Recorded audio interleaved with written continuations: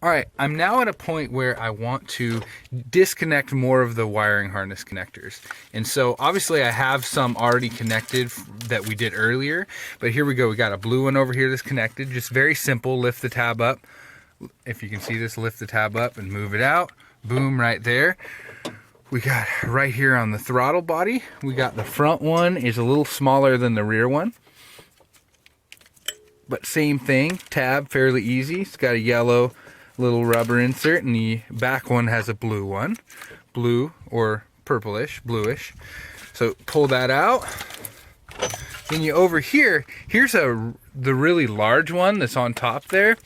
And it takes a little bit to pull it out, but it's pretty easy. It's got a tab there, and you just tabs on both sides and you just yank it out. It's a really big connector there. You pull that out. Underneath that, there's another connector here, and that has a purple rubber insert. And then below that, there's a red tab.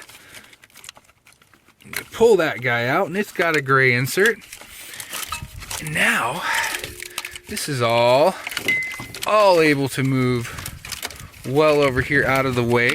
We're still going to have some connectors that we're going to have to disconnect back at the rear of the engine, but we're going to have to do that after we take the distributor off, which will come after we take the hood off. The last thing I'm going to do right here is I'm going to take the connector to the ignition coil off, and again place that out of the way. So there we have a much more clear engine bay now.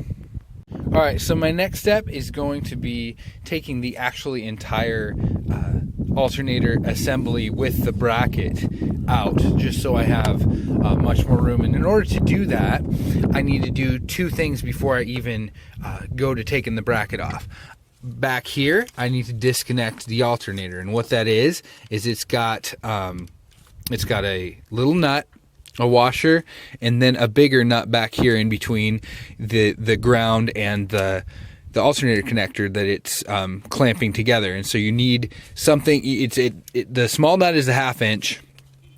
The bigger nuts, I used a 14. I couldn't get a half on it for some reason, so I used a 14, and I was able to get it off, if you can see that.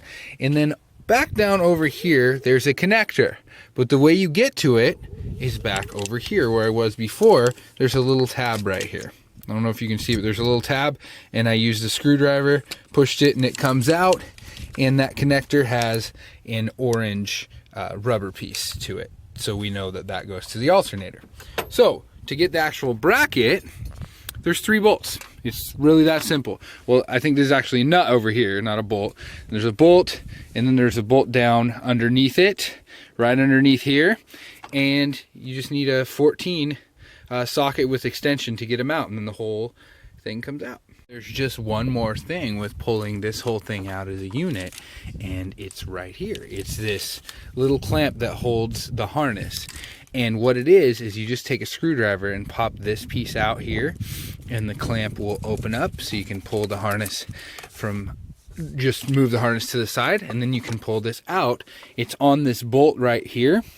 This bolt right down here that you just loosen the nut, so you pull it straight out and the whole unit comes out.